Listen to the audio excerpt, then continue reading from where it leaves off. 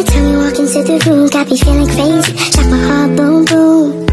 Any other boy would stare, but me I look away, cause you're making me scared. Trying not to breathe, 1, 2, 3.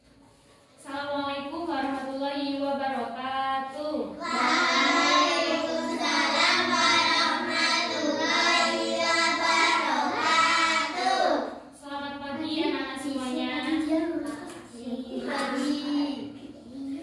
Sebelum mulai pelajaran, kita berdoa dulu ya. Berdoa mulai. Bismillahirrahmanirrahim. Alhamdulillahirabbil alamin. Arrahmanirrahim. Maliki yaumiddin. Iyyaka na'budu wa iyyaka nasta'in. Ihdinas siratal mustaqim. Siratal ladzina an'amta 'alaihim ghairil maghdubi 'alaihim waladdallin. Amin. Raditu billahi rabba wa bil islami dinan wa bi Muhammadin nabiyyan wa rasulah. Rabbi shrah li sadri wa yassir li amri wahlul 'uqdatam min lisani yafqahu qawli. Rabbi zidni ilma warzuqni fahma. Rabbi zidni ilma warzuqni fahma. Rabbi zidni ilma warzuqni fahma. Amin ya rabbal alamin. Oke, sebelum mulai pelajaran absen dulu ya. Alia Nida, Syifa Saputri, hadir. Intan Raini, hadir. Dinda Nur Azhara, Anaya India, hadir. Jian Felisa, hadir. Gimana semua ya? Oke. Bagaimana kabar kalian hari ini? Baik. Sudah sarapan semuanya? Sudah. Jadi kalau sudah sarapan berarti semangat Belajar. Oke. Pertemuan yang kemarin kalian masih ingat gak kita membahas tentang apa? Bahas apa? Ayo. Oke, strategi dakwah Rasulullah di Mekah. Berarti masih ingat ya? Karena minggu yang kemarin kita membahas tentang strategi dakwah Rasulullah di Mekah, berarti sekarang kita bahas strategi dakwah Rasulullah di Madinah. Nah, kenapa sih kok Rasulullah itu sebentar. Rasulullah itu kenapa kok pindah dari Mekah ke Madinah? Nah, itu karena Rasulullah di Mekah itu banyak mendapatkan ancaman. Banyak mendapatkan ancaman. Terus mendapatkan siksaan. Siksaan dari siapa? Dari masyarakat Mekah. Jadi masyarakat Mekah itu tidak bisa sepenuhnya menerima Nabi. Rasulullah dakwah ini untuk apa sih? Kalian ngerti nggak? Ngerti. Rasulullah dakwah ini untuk menyebarkan Islam. Jadi dulu itu di Mekah itu bukan agama Islam, nggak ada agama Islam. Jadi Rasulullah datang ke kota Mekah untuk menyebarkan Islam. Nah, masyarakat Mekah itu tidak menerima itu. Masih ingat kan pelajaran kemarin? Ingat kan? Nah, karena di Mekah mendapatkan ancaman, siksaan, akhirnya pindah ke Madinah. Kenapa kok pindah ke Madinah? Alasannya yang pertama, karena letaknya strategis. Letaknya strategis itu apa? Letaknya dekat dari Madinah. Jadi kan kalau dekat enak, dari Mekah pindah ke Madinah. Biar cepat kan strategis. Nah, yang kedua, karena sebelum Rasulullah jadi Nabi, Rasulullah itu sudah dekat dengan masyarakatnya, penduduk kota Madinah. Nah, itu yang kedua, karena Nabi sudah dekat dengan masyarakatnya. Nah, yang ketiga, karena penduduk kota Madinah itu terkenal sabar, terkenal berbudi pekerti yang baik. Pokoknya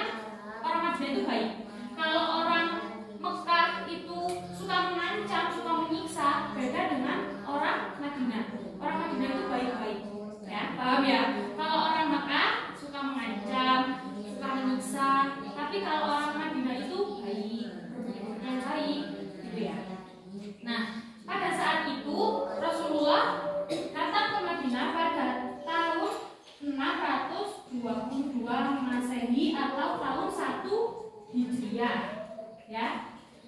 Nah, kemudian pada saat itu masyarakat Madinah itu terdiri dari apa aja? Ada terdiri dari suku Arab. Kalau di Indonesia kan ada kayak suku Jawa, terus suku Sunda gitu kan. Terus ada pokoknya macam-macam kan. Nah, kalau di Madinah pada saat itu ada 2 golongan ini. Suku Arab dan kaum Yahudi. Nah, suku Arab ini isinya siapa?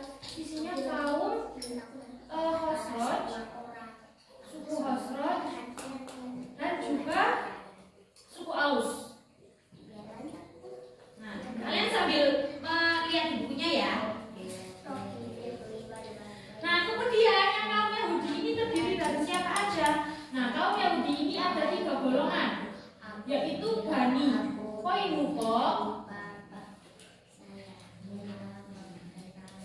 Bani Nadir, dan juga Bani Quraido.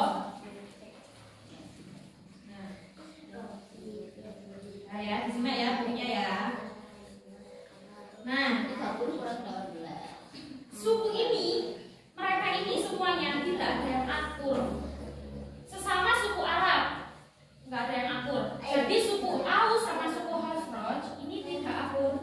Mereka selalu bertengkar, selalu melakukan peperangan sampai beratus-ratus tahun. Bukan hanya bertahun-tahun, tapi sudah beratus-ratus tahun mereka melakukan perang. Padahal sama-sama suku Arab. Jadi mereka sama-sama sesuku tapi perang. Begitu juga dengan kaum Yahudi. Sesama kaum Yahudi antara Bani Koinuko, Bani Nadir, Bani Quraido ini juga sukanya perang, suka bertengkar karena masalah ekonomi, masalah sosial, masalah sebarang, masalah semuanya ya.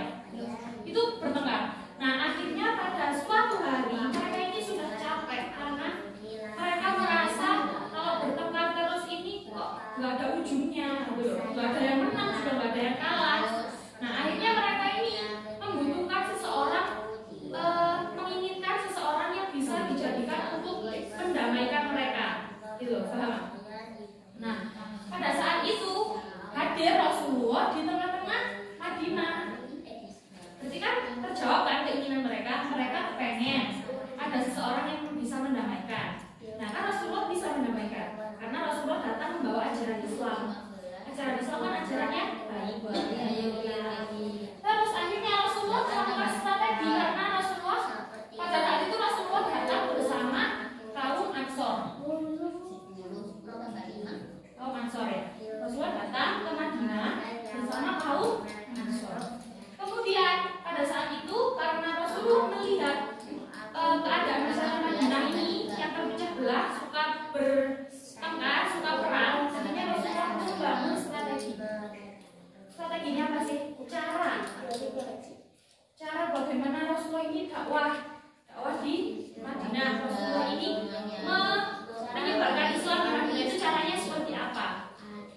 Nah, karena di masyarakatnya juga ingin didamaikan, akhirnya Rasulullah yang pertama yaitu caranya dengan cara membangun masjid. Membangun masjid ini untuk apa? Kan sekarang hanya untuk beribadah. Jadi tujuannya untuk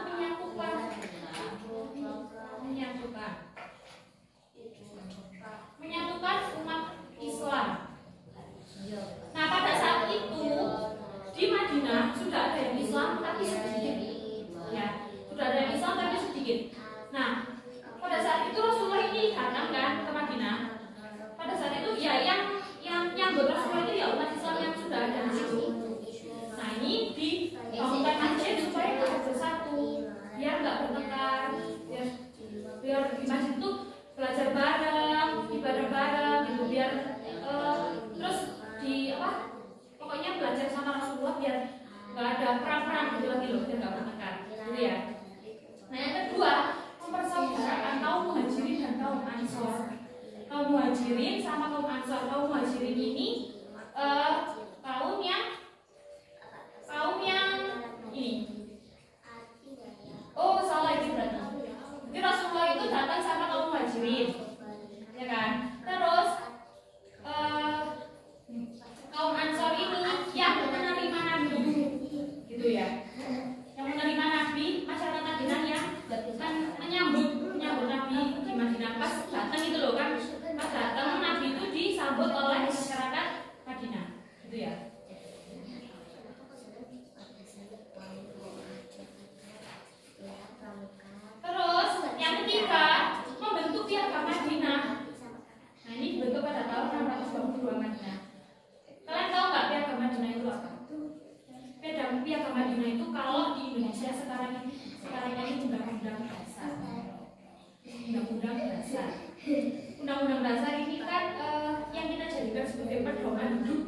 Indonesia kan.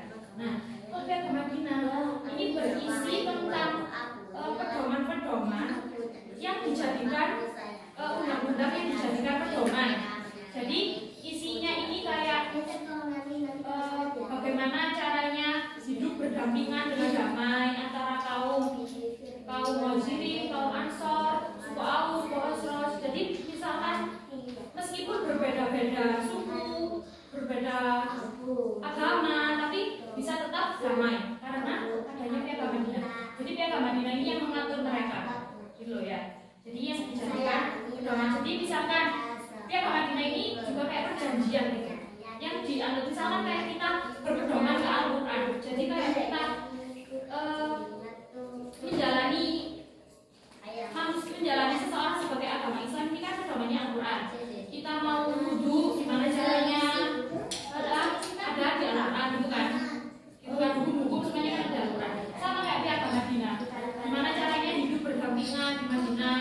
Kalau bertengkar boleh enggak, gitu-gitu itu ada di Piagam Madinah ini. Jadi Piagam Madinah ini yang menyatukan masyarakat Madinah, gitu ya. Nah, kemudian pada saat Rasulullah ini membentuk Piagam Madinah, Rasulullah itu enggak langsung bentuk gitu aja sangar PDW gitu enggak, tapi Rasulullah ini mengumpulkan semua masyarakat ini yang tadi suku Arab dan kaum Yahudi dikumpulkan menjadi satu, kemudian bermusyawarah sama Rasulullah. Jadi bermusyawarah, kalau ini setuju enggak, setuju, akhirnya dimasukkan ke dalam undang-undang. Setuju enggak, setuju, masuk dalam undang-undang. Nah, jadi Piagam Madinah ini isinya atas persetujuan dari semua masyarakat masyarakat kota Madinah. Ya, paham ya?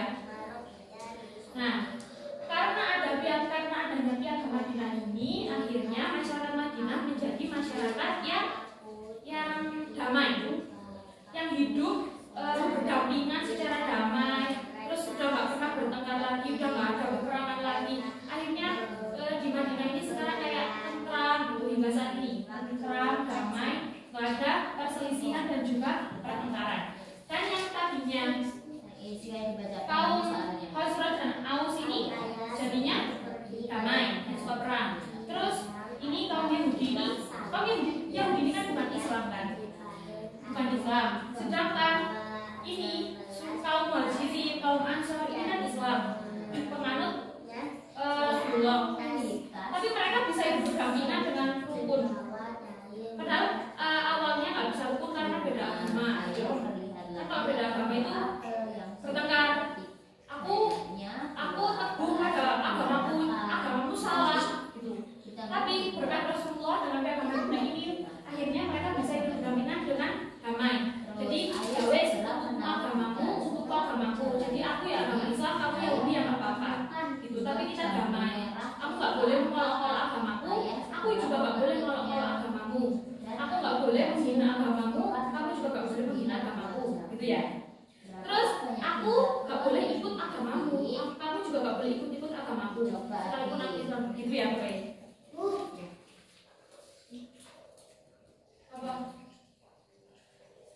Nah, terus akhirnya semua kaum yang ada di masyarakat di Madinah ini menjadi satu kesatuan yang asalnya terpecah belah. Jadi kuncinya itu asalnya terpecah belah. Semenjak ada Rasulullah menjadi satu. Menjadi satu. Jadi antara kaum Yahudi dan masyarakat Islam itu hidup damai, berdampingan dengan damai, tentram, tidak pernah bertengkar, ya. Karena itu tadi Rasulullah mengutus di dalam Piagam Madinah ini harus hidup, harus saling menghormati, saling menghargai, meskipun berbeda suku, berbeda agama, dan juga berbeda budaya, gitu ya, paham ya? Apakah ada yang ditanyakan? Ya, Kak Intan.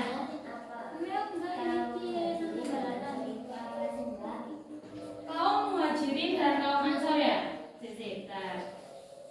Adakah yang bisa menjawab teman-teman? Apa? Syifa? Kaum Muhajirin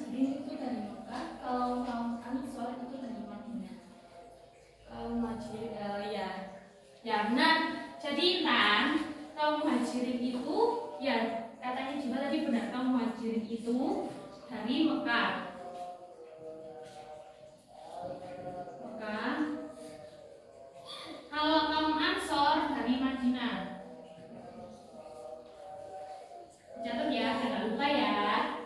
Nah, kan tadi aku jelasin kan, kalau kaum muhajirin ini kaum yang ikut Rasulullah. Jadi kaum Mekah yang masuk Islam. Kan Rasulullah sebelumnya kan dakwah di Mekah kan, dakwah. Nah di situ ada yang mengikuti Rasulullah, ada yang ikut Islam. Terus pas Rasulullah pindah dakwah dari Mekah ke Madinah, kaum Mekah yang masuk Islam itu ikut. Nah yang ikut itu namanya kaum muhajirin. Nah terus kan Rasulullah datang ke Madinah disambut oleh orang Islam kan. Nah orang Islam yang menyambut Rasulullah itu namanya kaum Ansor, gitu ya.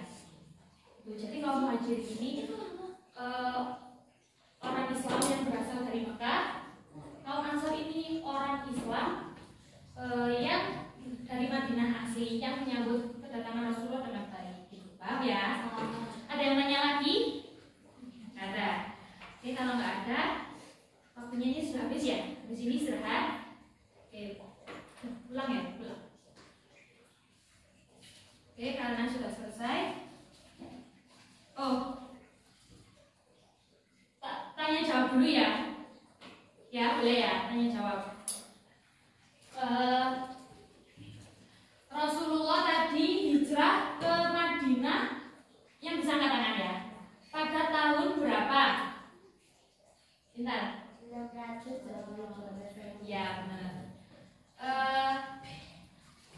Strategi dakwahnya Rasulullah tadi kan ada 3. Apa saja sebutkan? Jihan.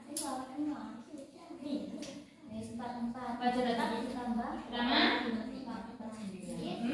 Yang kedua.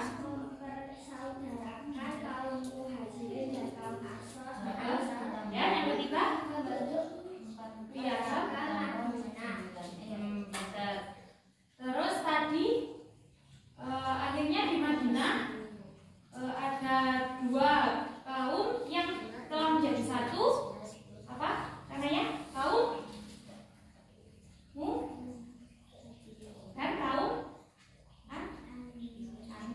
Ansor. Ya, kaum Muhajirin dan kaum Ansor. Nah, oke, berarti kalian sudah paham semuanya ya. Sudah nggak boleh ditanyakan lagi ya.